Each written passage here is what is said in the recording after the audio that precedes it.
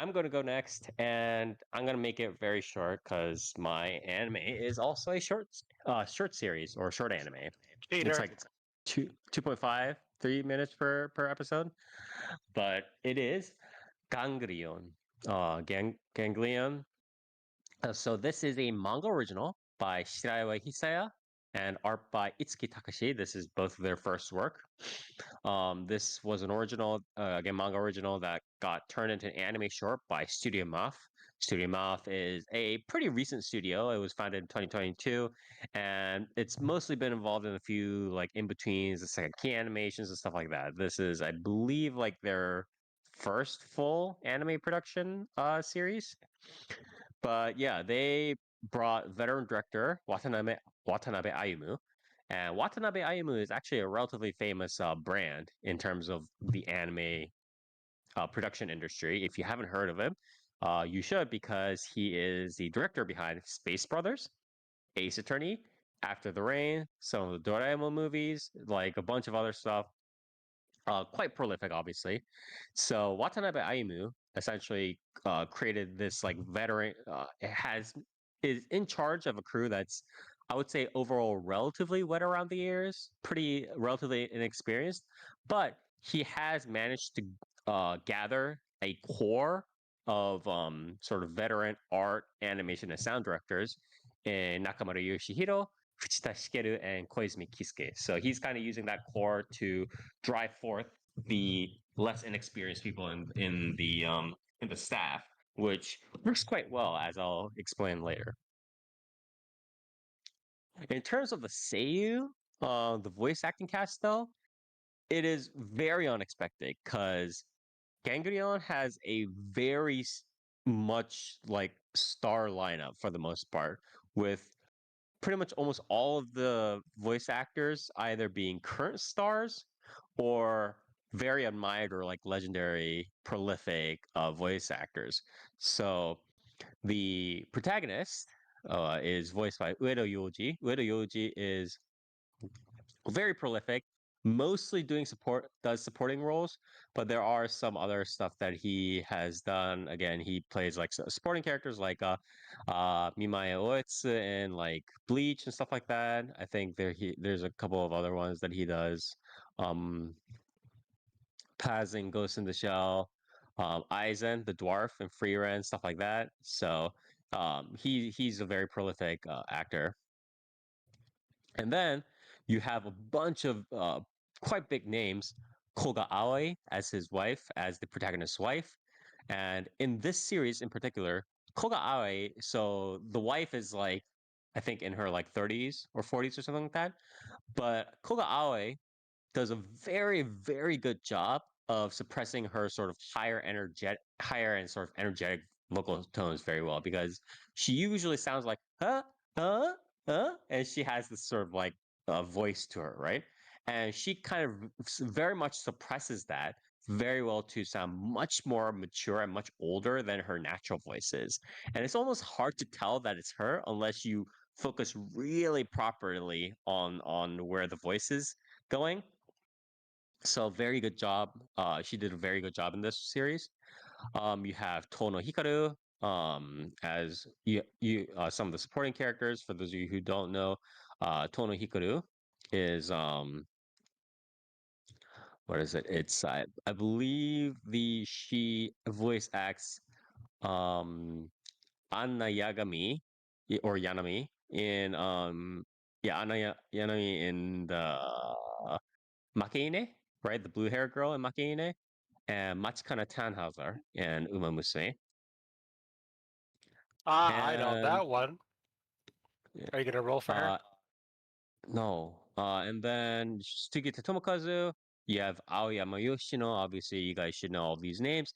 And they even brought in Tachiki Fumiko. So for those of you who don't know who Tachiko Fumiko is, very, very, very legendary actor. Probably the most his most famous voice overall in terms of like for the Western audience would be him, this line in general. It would be Daiichi Tai Taisa. Zaraki Kenpachida. So like he does that voice. He's Zaraki Kenpachi.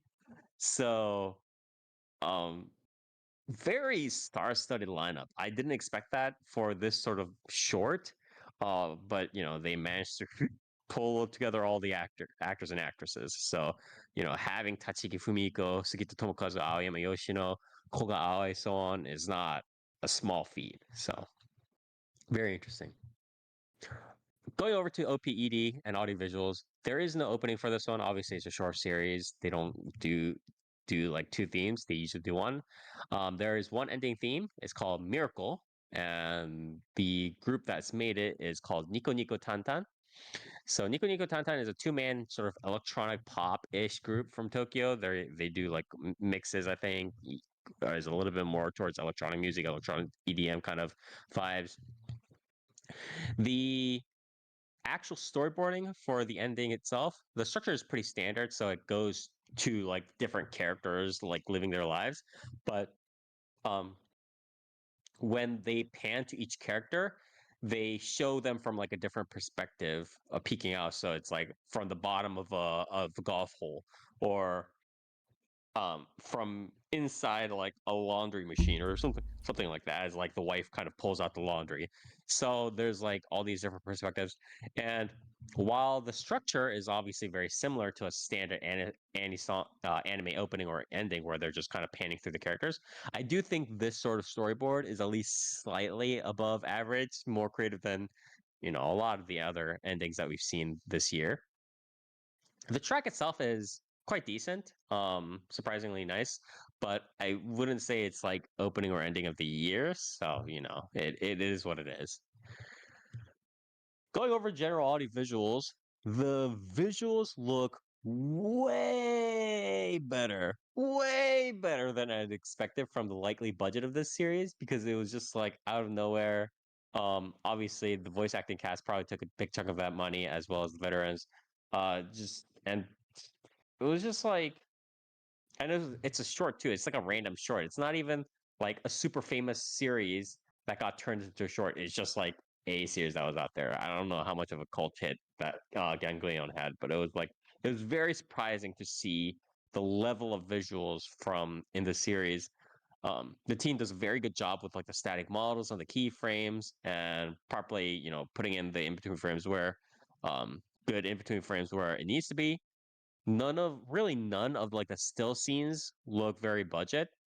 And the only time you notice like, oh, this is like an anime short, this doesn't have like that much money behind it, is when there's supposed to be like some more animation during very like regular scenes, like for instance like talking, or like somebody getting up from a table or something like that, and then they cut out some frames from that, and then you're like, oh right, that's like an anime short. But that's like very forgivable compared to all of like the good stuff that they're doing. So I was very surprised by the visuals personally, and Is that's just like a thumbs up for me. is it better than Man Girl or what's the? Oh Oh, yeah, like not 100 times better than well, what, Mango for sure. or not Man Girl. What had season? What had 9 seasons? TQ. TQ? Is it better than TQ? I don't think it's better than TQ. TQ is quite a masterpiece, but yeah, I would say it is better than TQ. Yes. I don't fucking believe um you. Yeah. The OST extremely minimal. It's like, I think maybe there's probably like 4 tracks. I mean, joking aside, there's probably 12 tracks, but it's like a very minimal, very standard. And there's not much like BGM going on compared to like just what's the noises in the scene. So nothing much to say about it. Not particularly impressive. So, going over to the story, the story is just like very basic. You have the main guy is part of the uh, uh this evil villain organization, right? So it's a company that's like plotting world domination called Ganglion Ganglion Company. So as a member, as like a sort of like mob member of Ganglion Company, the main character takes, participates in missions like blow up Mount Fuji or do XYZ like bad things to people in Tokyo and in Japan. But each time he and like the rest of the mob and the villain organization obviously get beaten by the superhero, Hope Man, voiced by Sugita Tomokazu. And then the focus of the story is actually not, I mean, not like the actual operation itself, but like all like the little things like him just interacting with his like coworkers, the other mob villains, and his superiors during like the operation and stuff like that.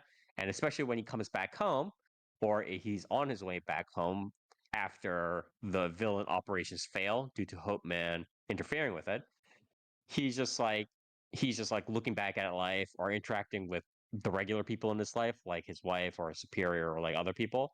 Um, and that's sort of the focus of the series.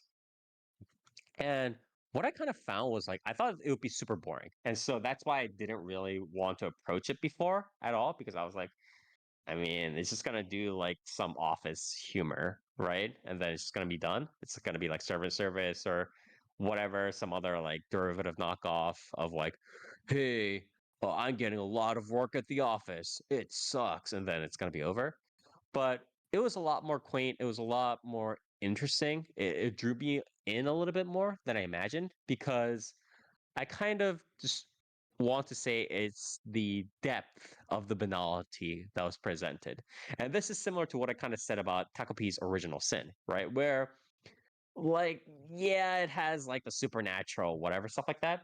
But the biggest draw in Takopi no Genzai, Takopi's original sin, is that it shows in plain sight the slow and dreadful nature of the banality of evil. How bad things can happen in a such like a mundane way in real life, right? And it is realistic to portray them like that. And it's not just like, oh, why did you do no? Uh, why did you do this bad thing? Tanaka-san, it's or something like that, right? It's a very like mundane kind of, oh my god, this sucks kind of thing. And it is the same with Ganglion, where it's not really going like, oh man, I hate this boss or blah blah blah blah blah. But it's just like a very weary. It's just like out front, like, oh man, I'm so done with this. I'm done with this shit. I don't want to work here. I'm so tired. I'm not gonna move up the ladder. Stuff like that. It's very like banal, but it also doesn't really spend a lot of time trying to do like internal monologues, for example, or like internal introspections on like what do we really want to do in life or whatever. It's very just like show not tell. And the main character will just say things that's like on his mind to like the other guys, like stuff that you would hear in everyday workplaces, right? Like, he like the spirit, like my boss is just like impatient, like he is just like demanding everything. It kind of sucks, blah blah. And he's just like going on and just saying things that you would hear in like an ordinary office space, right?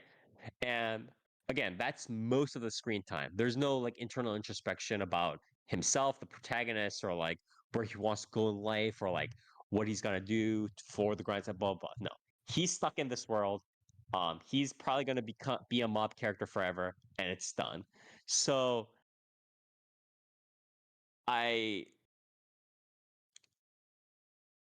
I do really like that, and I do like the plainness of it, where the series is just putting these things forward, and it's like a natural form of empathy instead of the story telling you, hey, you should empathize with this character because this character has XYZ worries. The series is literally like, yeah, okay, like this sucks. I'm kind of worried. And then the viewer kind of naturally empathizes with it. The viewer closes the gap, not the series. And I really kind of respect that sort of structure. Um, so it is like office comedy in a sense, but it's a little bit less focused on the standard uh meme kind of comedy shticks, the story structure shticks that Japanese anime or Japanese manga series often use these days, and more just on showing that sort of tiredness, the banality of just being like a mob character, a man on the, in the rat race, right? And it is sort of like very on the nose at times because you are, mob person A, village person A, right? And you're just kind of trying to get along in life while all these like crappy things happen every time you go out to do something, you fail. So it's an interesting thing. I don't know whether the author fully meant it as an allegory for like the rat race, right, in society, but I do like the overall structure of it. And I also do think it's solidly above average for being a short series, just kind of putting things out there. And it honestly does float slightly above what I see to be the average for the season. So I think I would overall give this a 5.5 out of 10. It's definitely solidly above average. I was very surprised at the visuals, honestly. The ED wasn't bad, so I think overall it makes for a pretty nice product. Um, I'm not sure whether I would be like fully, wow, like you must watch Ganglion this season, but I don't think it's a bad thing to just take a quick look at it. So, but yeah, that was my How brief dare you review of. say that for a 3 minute? You Spire, you should always recommend a 3 minute short, no matter what, even if it's dog shit. No, Because that's three Yeah. minutes. Three there are minutes is some dog minutes of shit. my life that I would I don't not think want to that's how that waste, works. but Yeah. yeah. Also remember this guy. This guy does not want to watch Tojima wants to become a Kamen Rider, which is the infinitely superior series to this. I think it's a little bit different because it's like from what I've seen and what you've described versus this doesn't really. How do I say this? What about This series Spire? doesn't. Spire. There's a guy in this series who wants to become a shocker, who is the antithesis to the main character who wants to become a Kamen Rider. Therefore, they will butt heads at every opportunity. And I will say, as a rival character, the guy who wants to become a shocker, has very interesting backstory. But But yeah, you wouldn't know because you don't watch it. yeah, but yeah. I mean, there's not much. I think it's quite different kind of strokes between Tojima and Ganglion. But I think if you do want to get like just like again like a quick bite of not an office comedy necessarily, but just that sort of again slow, very like something that you can really empathize with, in terms of like office life, the rat race, stuff like that. I don't think it's bad to just kind of try taking a skim. So maybe check it out. Again, this is Ganglion, manga original turned into anime production by Studio Math. Again, just talks about the everyday trials and tribulations, I guess, of a mob character after he fails trying to do evil things and has to kind of trudge back home.